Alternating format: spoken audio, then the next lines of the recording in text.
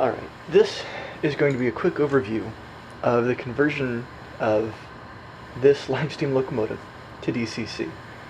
One of the many reasons I've done this is that I have not really the time or the space to set up a full layout at this point, and DCC seems to not cause as many control issues as the stock system, which has a lot of issues when your voltage drops because of poor wiring or poor connections.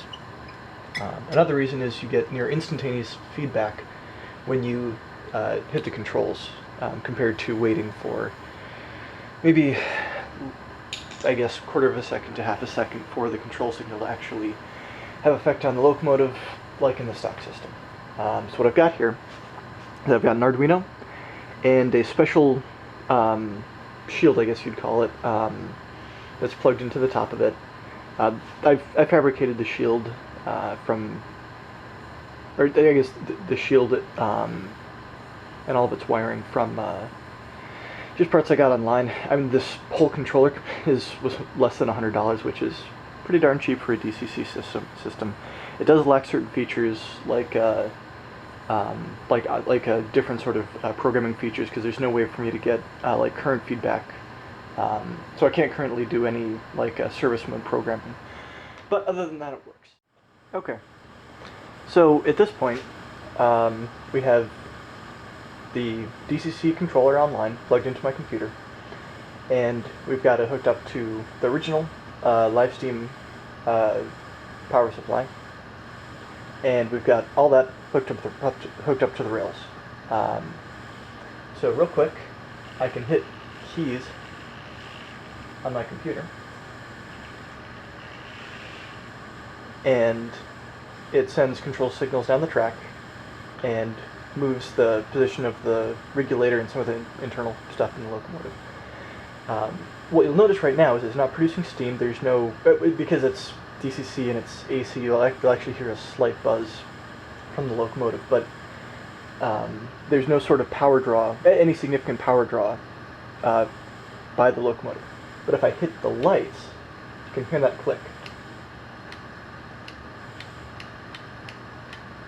So right now, the locomotive is on and heating up. I'm going to put the call back on. There we go.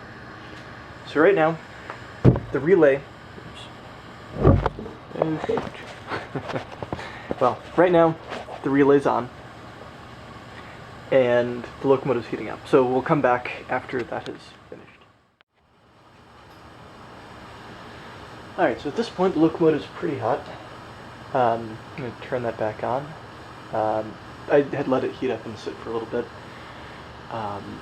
So I've got the boiler and the superheater turned back on. They turn on and off in conjunction now, so I'm just going to wait for it to build up heat and start popping the release valves. Once we hit that point, there we go, should have enough steam to start moving.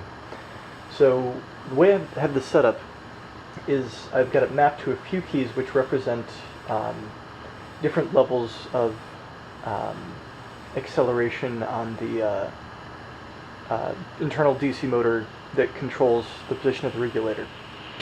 So without going into too much details, because there will be a write-up with this, and because I only have so much space on the recording, I'm going to get us moving. You can hear a little bit of grumbling in the background. Simple, and I'll have a nicer control system hooked up. Let's give it a little bit more. There we go. So at some point, my plan is to refurbish the original controller to be a mostly fully featured DCC command station. There we go. I've got it going a little bit slow, just for the sake of trying to record and run the locomotive at the same time is not the easiest thing in the world. Let's see, so once we make it back around here, apologize for my camera work. I'm going to slow down the locomotive to a stop and blow the whistle.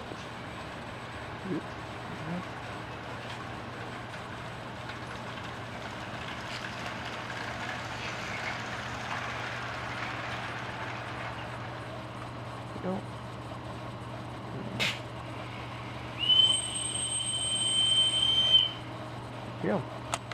And that is the live steam demo that's been DCC controlled.